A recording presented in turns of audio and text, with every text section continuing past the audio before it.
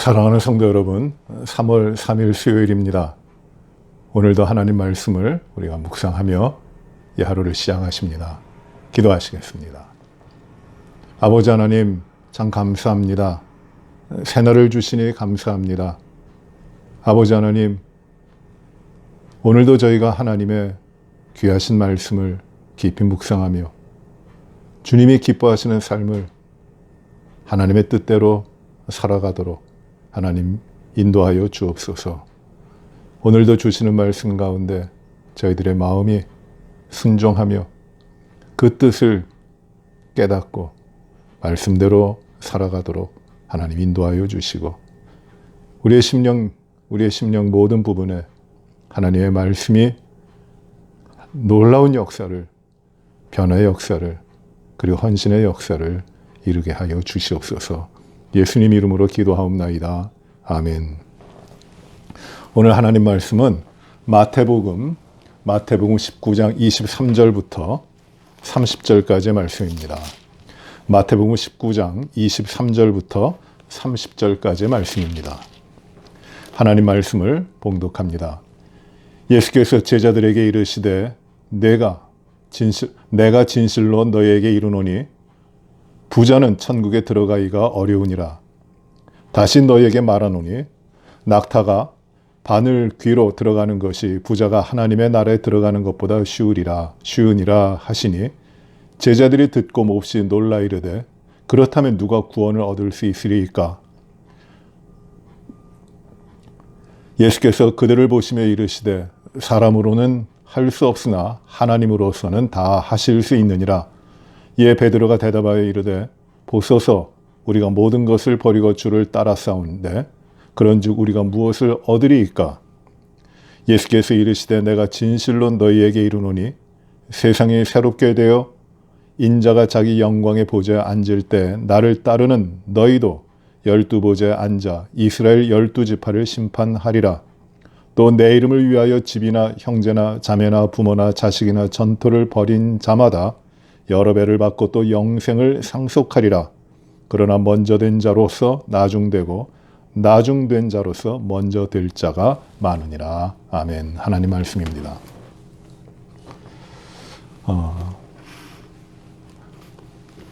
오늘의 이 말씀은 어제 우리가 묵상한 한 부자 청년의 이야기, 그에게 주신 말씀과 이어집니다. 마태복음 19장 16절에는 어떤 사람이 주님께 와서 물었다고 하는데, 그 어떤 사람이 바로 한 청년입니다. 부자 청년입니다.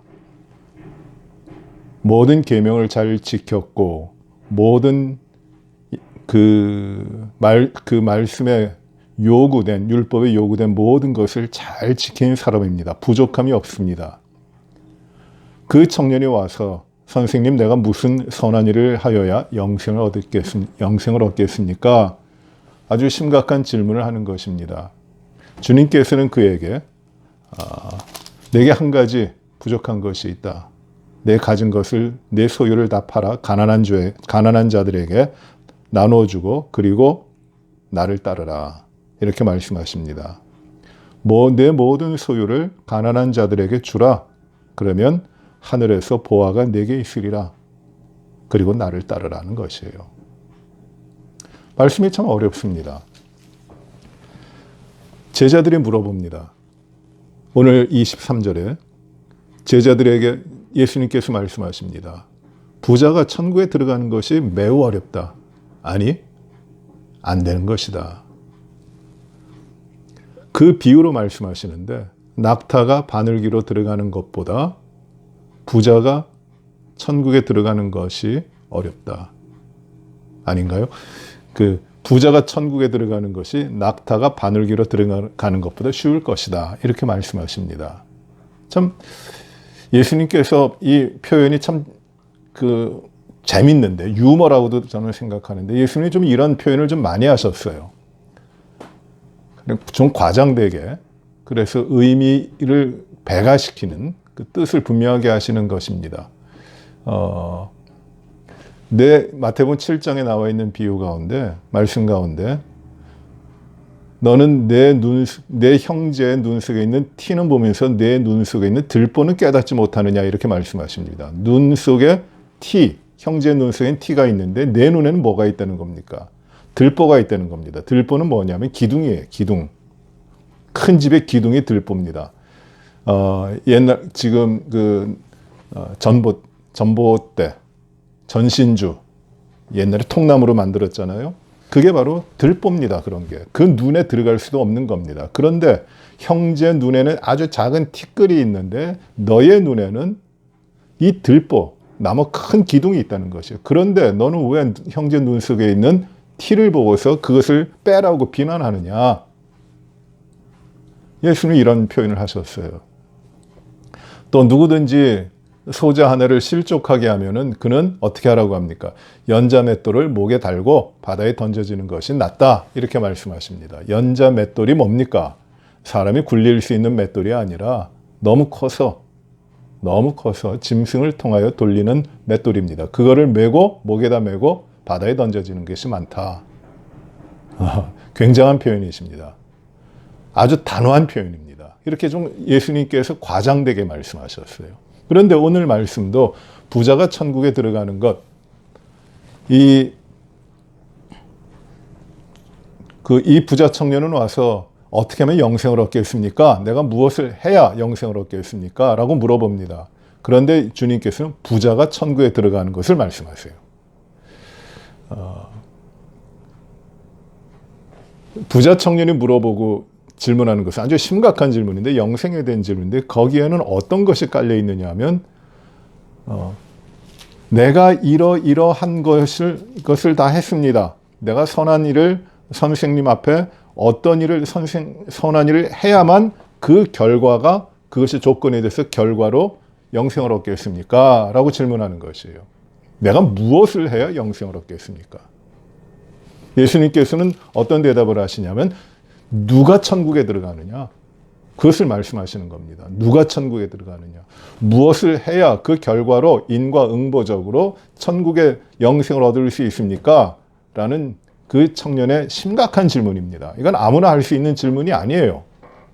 그런데 주님은 그에 대해서 지금 무슨 말씀하시냐면 무엇을 해야 천국에 들어가는 것이 아니라 누가 천국에 들어가느냐 하는 걸 지금 말씀하시는 것이에요. 그 비유로 낙타와 바늘귀를 말씀하십니다. 낙타가 바늘귀로 들어가는 것이 가능합니까? 가능하지 않습니까? 이건 안 되는 일입니다. 이 말이, 이 주님의 말씀이 굉장히 과장됐다고 하는데 이거를 그래서 좀 이해하도록 하기 위하여 해석을 하는 방법들이 있어요. 어떤 분들은 이렇게도 생각을 합니다. 이 낙타라는 말이 영어로 카멜이잖아요. 근데 헬라어에서도 이 낙타라는 말이 뭐냐면 카멜론이에요. 카멜론. 비슷하죠. 그런데 이 낙타라는 말하고 밧줄이라는 말이 뭐냐면 카밀리온이에요. 카멜론과 카밀론입니다.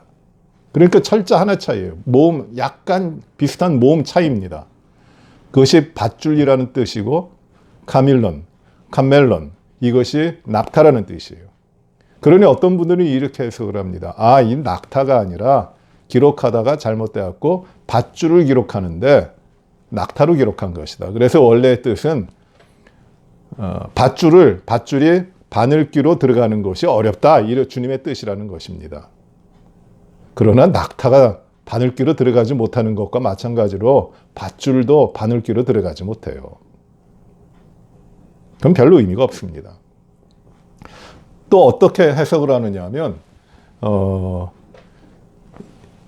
예루살렘 성에 보시면은 큰 문이 있고 그 문이 저녁이 되면 닫힙니다. 그러면은 사람들이 오가지 못하는데 상인들이 그 문이 닫히면 오가지 못해요. 그래서 혹 그 밤에 성문이 닫힌 다음에 사람들이 드나들 수 있도록 작은 문을 만들어 놨는데 그 문의 이름을 무엇이라고 했냐면 바늘귀라고 불렀답니다. 바늘귀. 그 문의 이름을, 작은 문을, 큰 문이 아니라 작은 문을.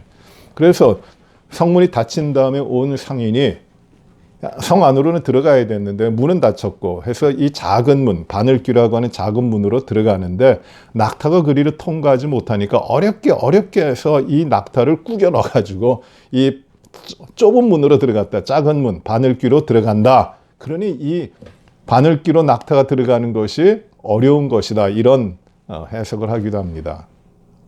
뭐 그것이 옳다고 하시는 분들도 저는 여러 번 봤어요. 근데 그것도 아니에요. 그것도 안 되는 일입니다. 일말의 가능성이 있는 것이 아니에요. 사람이 천국에 들어가는 것은 사람의 힘으로 된다, 사람의 뜻대로 되는 것이 아니라는 것을 주님이 지금 말씀하고 계시는 겁니다. 불가능한 것이다. 사람이 자기의 노력과 자기의 가진 것을 통해서 내가 무엇을 했기 때문에, 내가 무엇을 이루었기 때문에 천국에 들어가는 것이 아니다. 그것은 사람에 따른 것이 아니다. 누가 들어가느냐 하는 것이다. 주님이 계속해서 말씀하십니다. 26절에 보시면 예수께서 그들을 보시며 이르시되 사람으로서는 할 수 없으나 하나님으로서는 다 하실 수 있느니라. 사람으로서는 안 된다. 그러나 하나님은 다 하신다. 사람이 못하는 것을 하나님이 하신다는 것이에요. 그것이 무엇입니까? 천국에 들어가는 것이에요. 천국에는 어떻게 들어갑니까? 하나님이 불러들이는 자를 그들이 들어간다는 것이에요. 사람으로서는 불가능하지만 하나님은 하신다는 것이에요. 매우 중요한 겁니다. 하나님이 하십니다. 불가능한 것을, 사람에게는 불가능한 것을 하나님이 하십니다. 왜? 구원을 주시고 천국을 허락하시는 분은 하나님이시기 때문에 그건 사람이 할 수 있는 것이 아닙니다. 사람의 노력으로, 사람의 힘으로 이룰 수 있는 것이 아니에요. 절대적인 불가능성입니다. 이것이 구원의 일이고 이것은 하나님이 하시는 일이에요. 영생 어떻게 했습니까? 내가 무엇을 했다고 영생을 얻게 됩니까? 아닙니다. 천국에 들어가는 천국 백성이 되는 것, 그것이 어떻게 이루어집니까? 내가 무엇을 잘 이루었기 때문입니까? 부자이기 때문입니까? 권세가 있기 때문입니까? 학식이 많기 때문입니까? 아닙니다. 오직 하나님이 하시는 것이에요. 하나님이 길을 열어서 이끌어 주시는 분, 그 사람만 이 영생과 천국을 가지는 것입니다. 그 길이 무엇일까요? 그 길이 무엇일까요? 바로 예수 그리스도입니다. 우리 주님이십니다. 하나님은 다른 이외, 예수님 이외에 어떤 곳에도 영생과 천국의 길을 열어놓지 않으셨습니다. 오직 예수 그리스도십니다. 베드로가 와서 또 묻습니다. 우리가 주님을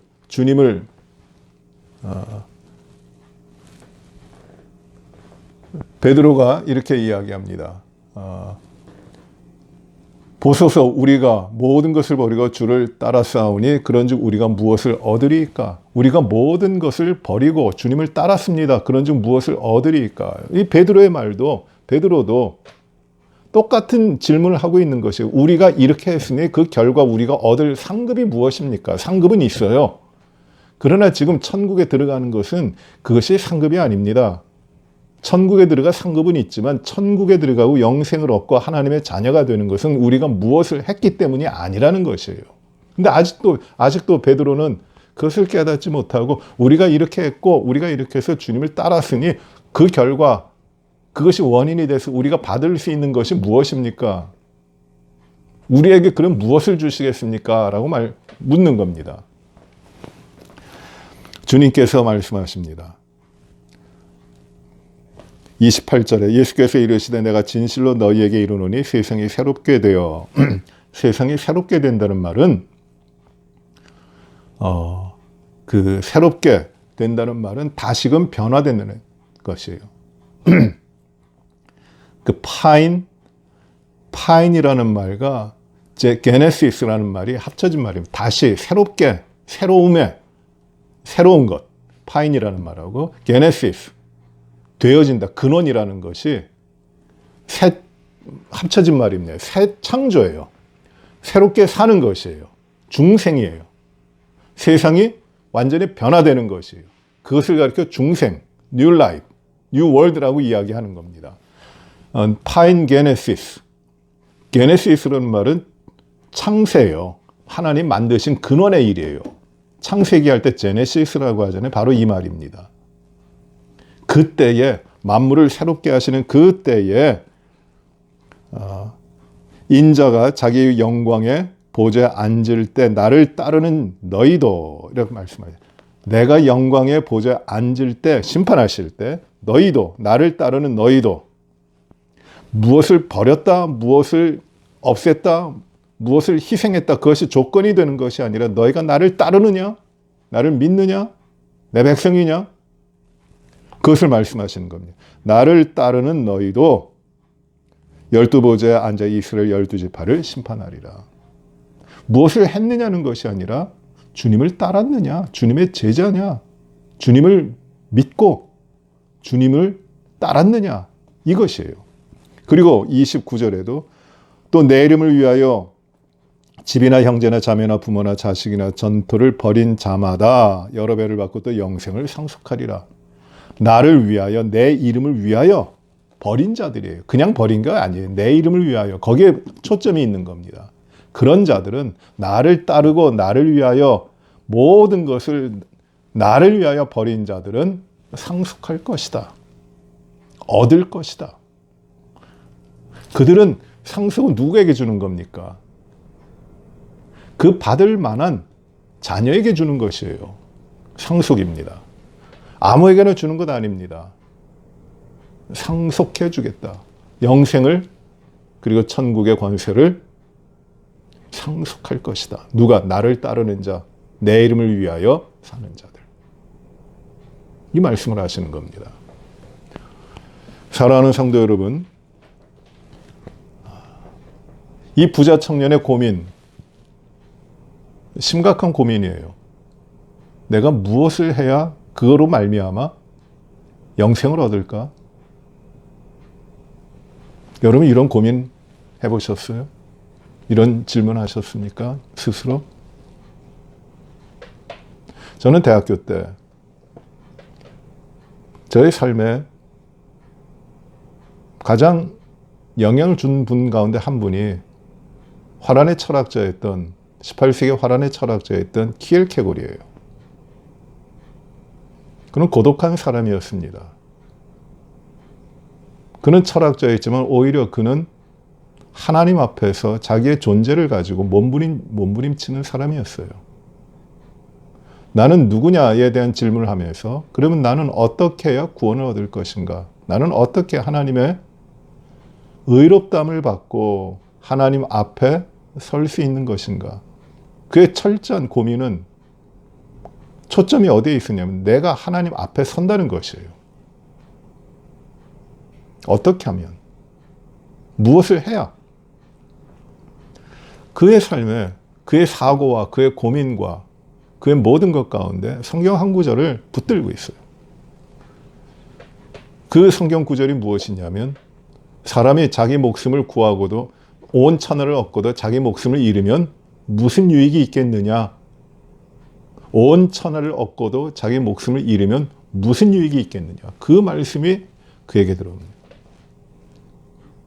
내가 모든 것을 깨닫고 내가 모든 것을 행하고 내가 모든 것을 설명하고 알 수 있다 할지라도 내 생명을 내가 지키지 못한다면 그 모든 것이 유익할 수 있겠는가? 내가 하나님 앞에 딱 단독자로 섰을 때 누구든지 하나님의 심판대 앞에 서게 될 텐데 내가 이 땅의 모든 것을 가지고 누렸다 할지라도 내 목숨을 구원하지 못하면 그 목숨이 구원되지 않으면 그것이 무엇이 유익하리요? 거기에 그가 하나님 앞에 단독자로 서서 자신의 행함과 자신의 의지와 자신의 노력, 나로부터 나오는 그 영생과 구원의 길이 아닌 오직 하나님으로부터 나오는 그 길을 찾아가는 것입니다. 하나님 앞에 단독자로 쓰는 겁니다.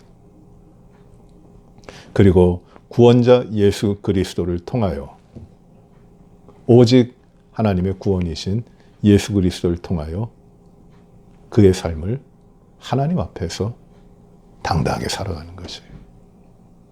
사랑하는 성도 여러분, 믿음은 여기에 있습니다. 무엇을 함으로 얻지 된다고 하는 것이 믿음이 아닙니다. 진정한 믿음은 예수 그리스도 안에서만 하나님이 상속하도록 하나님의 자녀들에게 주신 그 영원한 생명과 천국이 있는 것이에요. 오직 하나님이 내신 길 예수 그리스도. 다른 길은 아닙니다. 우리는 이 예수 그리스도, 우리의 유일하신 주님이심을 믿고 그를 통하여 우리는 영생과 천국을 상속하게 되는, 하나님의 자녀가 되어 상속하게 되는 그 하나님의 축복이, 하나님의 그 변화하심이 있게 되는 것이에요. 우리 이 믿음을 철저하게 해야 됩니다. 오직 예수 안에 있는 구원. 그래, 오늘 이 말씀이 우리 삶에서 우리 가장 중요한 근본인데, 세상에 생각할 것들 많고 뭐 흔들리게 하는 것들도 많고 믿음도 아닌데 믿음같이 나타나는 것들도 많이 있지만 다 헛것이에요. 참된 믿음은 오직 예수 그리스도 안에 있는 하나님의 자녀들에게 주신 영원한 생명의 삶입니다. 그거를 허락받았다. 그것이 우리 안에 있다. 오직 예수님을 통하여 그것을 믿고 확인하고 부지런히 담대하게 우리 믿음의 삶을 오늘도 열심히 살아가시는, 주 안에서 기쁘게 살아가시는 우리 믿음의 구원의 백성들, 하나님의 축복된 백성들의 삶이 힘있게 이루어지기를 바랍니다. 기도하십시다. 은혜로우신 아버지 하나님 감사합니다. 우리에게 하나님의 말씀을 또 깨닫게 하시고 그 말씀을 붙들고 살아가게 하시니 감사합니다. 오직 예수 그리스도 안에서 하나님의 자녀되는 권세를 받게 하셨으니 감사합니다. 이것이 우리의 자랑과 우리의 힘과 우리의 노력으로 이루어진 것이 아니라 오로지 예수 그리스도 안에서 하나님이 주신 은혜의 선물임을 저희가 알고 하나님의 자녀로 영원한 생명을 가진 자로 하나님 앞에 굳건히 서서 흔들림 없이 모든 일 가운데 오직 예수님을 신뢰하며 살아가도록 인도하여 주옵소서. 온 성도들이 오직 예수 안에 있는 이 구원의 믿음을 참으로 감사히 받고 감격하며 그 믿음으로 날마다 살게 하여 주옵소서. 작은 것들 가운데 우리의 모든 목숨을 걸듯이 사는 것이 아니라 오직 예수 안에서 이루어진 이 구원의 은혜에 감사하며 감격하며 모든 것을 그 안에서 생각하고 판단하고 행하는 저희들이 되게 하여 주옵소서. 교회 모든 성도들이 건강하게 주님의 주시는 그 말씀을 쫓아 주님이 주시는 평안을 가지고 이 믿음 가운데 승리하며 살게 하여 주시옵소서. 가정과 자녀들을 복되게 하시고 우리에게 맡겨주신 사명과 사역을 아름답게 이루어 나가 하나님의 영광이 드러나게 하여 주시옵소서. 오늘도 모든 삶 가운데 함께 하시고 오고 가는 길 가운데도 사고 없고 어려움이 없도록 지켜주시고 아버지 하나님, 어려운 때에 혼란스럽고 괴로운 일들 많은 이 모든 삶의 정황들이 주님의 통치하심과 주님의 다스리심 가운데 안정되고 조화를 이루고 서로가 격려하며 평안을 누리는 아름다운 세상의 삶으로 변화되도록 하나님 이끌어 주시옵소서. 오늘의 모든 삶을 주님을 의지하오며 모든 것을 주님께 감사하고 예수님 이름으로 기도하옵나이다. 아멘. 하늘에 계신 우리 아버지여, 이름이 거룩히 여김을 받으시오며 나라의 마옵시며 뜻이 하늘에서 이루어진 것 같이 땅에서도 이루어지이다. 오늘날 우리에게 일용할 양식을 주옵시고 우리가 우리에게 죄 지은 자를 사하여 준 것 같이 우리의 죄를 사하여 주옵시고 우리를 시험에 들게 하지 마옵시며 다만 악에서 구하옵소서. 대개 나라와 권세와 영광이 아버지께 영원히 싸움나이다. 아멘. 오늘 오전에 문성욱 집사님, 문성희 집사님 어머님 장례가 있습니다. 위하여 기도해 주시기를 바랍니다.